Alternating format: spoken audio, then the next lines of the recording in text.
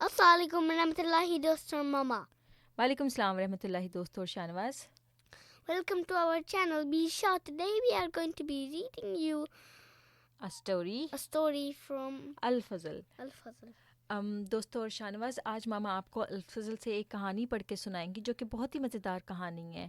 اور کہانی جو ہے ایک بادشاہ کی ہے اور ایک اس کے غلام کی ہے، یعنی کہ اس کے نوکر کی ہے.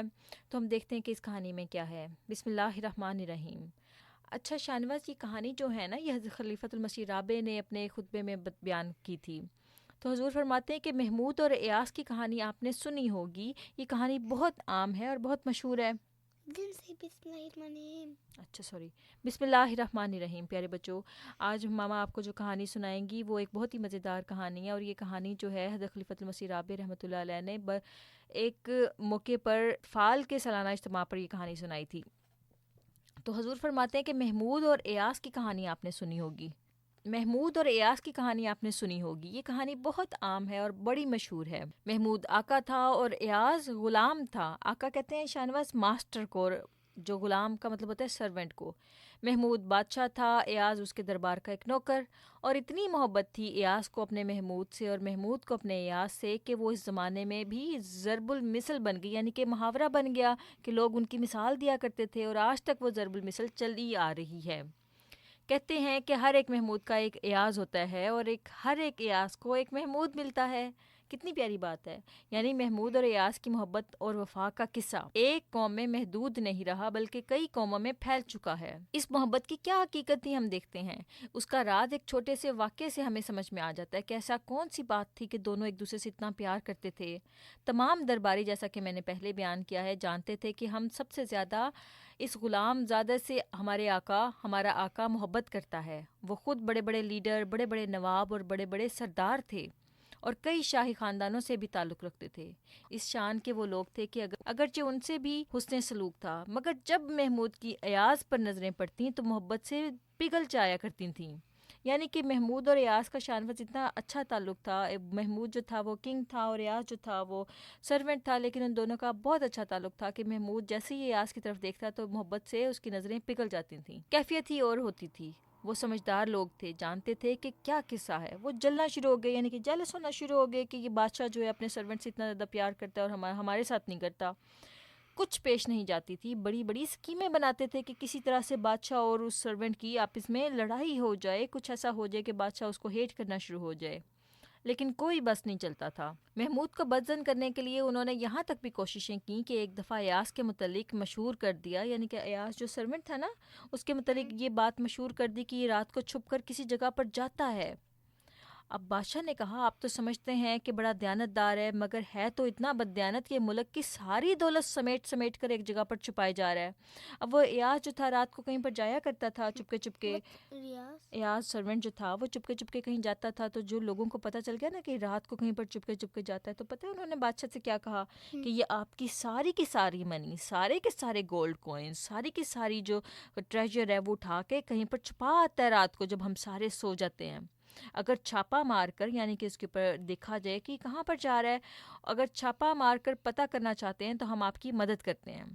تو یعنی چھاپا مارنے کا مطلب ہوتا ہے ریڈ کرنا. تو انہوں نے کہا بادشاہ سے کہ سجیشن یہ دی کہ اس کے اوپر دیکھا جائے، چھاپا مارا جائے اور دیکھا جائے کہ کیا کرتا ہے جا کر، اور ہم آپ کی ہیلپ کریں گے، آپ کو ساتھ لے جائیں گے.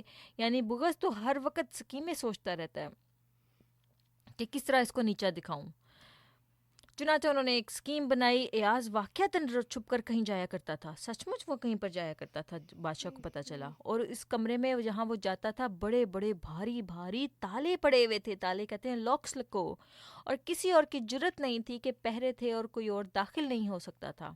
تو بادشاہ نے کہا چلو میں چلتا ہوں، جو آزمائش چاہتے ہو میں اس کو ڈالنے کے لیے تیار ہوں. تو بادشاہ نے کہا ٹھیک ہے میں چلتا ہوں کہاں پر جاتا ہے ایاز اور دیکھ لیتے ہیں کہ ایاز کیا کرتا ہے، اور تم جس طرح سے بھی کہو گے کہ میں اس کو ٹیسٹ کروں میں وہ بھی کر لوں گا. چنانچہ وہاں گئے، ایاز کو بھی ساتھ لیا، اس کو حکم دیا کہ تالے کھولو. ایاز نے بڑی کوشش کی کہ صرف بادشاہ اندر آئے اور باقی کوئی نہ آئے، لیکن بادشاہ نے کہا کہ نہیں، ان کا الزام ہے، مجھے ان کو دکھانا پڑے گا کہ کیا واقعہ ہے. تو بادشاہ نے کہا کہ نہیں، ان لوگوں نے تم پر الزام لگایا ہے کہ تم ساری کی ساری دولت اور سارے کا سارا سونا لے جاتے ہو، تو میرے ساتھ میرے یہ سارے لوگ بھی آئیں گے، صرف میں اکیلا نہیں آؤں گا. تو بہرحال وہ بڑے بڑے جو تالے لگے ہوئے تھے جب وہ کھولے گئے تو اس کمرے میں سوائے پھٹے کپڑوں کے کچھ بھی نہیں تھا. پھٹے کپڑے کا مطلب ہوتا ہے جو ٹورن کلوتھس ہوتے ہیں نا, پرانے بوسیدہ کپڑے, پھٹی, ہاں جی, پھٹی ہوئی ٹوپی, ایک پرانی جوتی کے علاوہ کچھ بھی نہیں تھا. سب لوگ اتنا حیران رہ گئے کہ ان فضول چیزوں کو تالے لگانے کی کیا ضرورت تھی, کیا مصیبت پڑی تھی کہ راتوں کو چھپ کر ان چیزوں کی زیارت کے لیے یہ آیا کرے. تب بادشاہ نے کہا کہ میں تمہیں یہ حکم دیتا ہوں کہ اس کا راز بتاؤ. یعنی کہ بادشاہ نے اپنے سرونٹ سے کہا کہ تم نے یہ اتنی فضول چیزوں کو لاک کے اندر کیوں رکھا ہوا ہے, مجھے اس کا راز بتاؤ. تو اس نے کہا کہ راز یہ ہے کہ آپ میرے بے حد مہربان آقا ہیں, آپ نے مجھ پر بے شمار احسانات کیے ہیں. بے شمار. بے شمار کہتے ہیں کاؤنٹ لیس کو, اور میں ان احسانات میں کھو کر اپنی پرانی حیثیت نہیں بھولنا چاہتا. یعنی کہ ایاز کہتا ہے کہ میں اس بات کو نہیں بھولنا چاہتا کہ میری کیا اوقات تھی اور میں کچھ بھی نہیں تھا, مجھے آپ نے دیا جو کچھ دیا. تو میں ہمیشہ اپنے آپ کو یہ یاد کرانا چاہتا تھا کہ اے ایاز, تیرا یہی 2 کوڑی مول ہی تو ہے, تو در بدر کی ٹھوکریں کھانے والا ایک عام آدمی ہی تو تھا. تیرے کپڑے پھٹے ہوئے تھے, جوتے پھٹے ہوئے تھے, ٹوپی بوسیدہ تھی, کئی وقت تجھے فاقے بھی کرنے پڑتے تھے. بس یاد کر اس آقا. بوسیدہ کہتے ہیں شاہنواز کے پرانے جب کپڑے ہو جاتے ہیں نا تو ان میں سے ایک عجیب سی اسمیل آنا شروع ہو جاتی ہے, تو ان کو کہتے ہیں بوسیدہ ہو گئے ہیں. کئی وقت تجھے فاقے بھی کرنے پڑتے تھے. بس یاد کر اس آقا محمود کے احسان کو, اس نے تجھے کہاں سے اٹھایا اور کہاں پہنچا دیا. بس اس واقعے کو بیان کر کے میں تم سے یہ کہتا ہوں کہ اللہ سے محبت کرنے کے لیے آپ کو ایاز والے کپڑے بھی رکھنے پڑیں گے. یہ یاد رکھنا پڑے گا کہ ہم کیا حقیر چیز ہیں, پھر بھی وہ خدا جو ساری کائنات کا مالک ہے ہم سے خود بھی محبت کا سلوک فرماتا ہے. بس تم نے, پھر حضور آ کے فرماتے ہیں کہ بس تم نے اپنی اصلیت کبھی نہیں بھولنا. ہمیشہ یاد رکھنا ہے کہ جب وہ انعام, یعنی کہ اللہ تعالیٰ جب انعام زیادہ کرے تو زیادہ جھکتے چلے جائیں اپنے رب کے حضور, اور سوچیں کہ ہم تو اس قابل بھی نہیں تھے. اگر یہ سیکھ لیں گے تو پھر احسان کا بدلہ شکر کے طور پر ادا کرنا بھی سیکھ جائیں گے. اگر یہ راز سمجھیں گے تو احسان کے احساس کو نقصان پہنچے گا اور آپ کے شکر کی طاقت کمزور پڑے گی. اگر انسان سمجھنے لگ جائے کہ ہاں مجھ پر بڑا احسان ہے مگر میں اس لائق ہوں کہ یہ میرا حق ہے, تو اس کے نتیجے میں نفس دھوکہ کھا جاتا ہے اور انسانی بڑائی میں مبتلا ہو جاتا ہے اور شکر کا احساس کم ہو جاتا ہے. بس ایاز نے ہمیں یہ راز سکھایا کہ محبت اور وفا کا اولین تقاضا یہ ہے کہ انسان اپنی حیثیت کو کبھی نہ بھولے.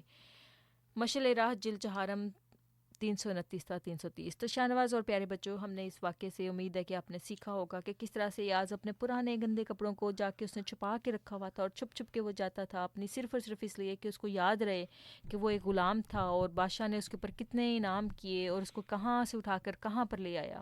تو حضور فرماتے ہیں کہ یہی حال ہمارا اللہ تعالیٰ کے ساتھ ہونا چاہیے. جب بھی اللہ تعالیٰ ہمیں کوئی بہتر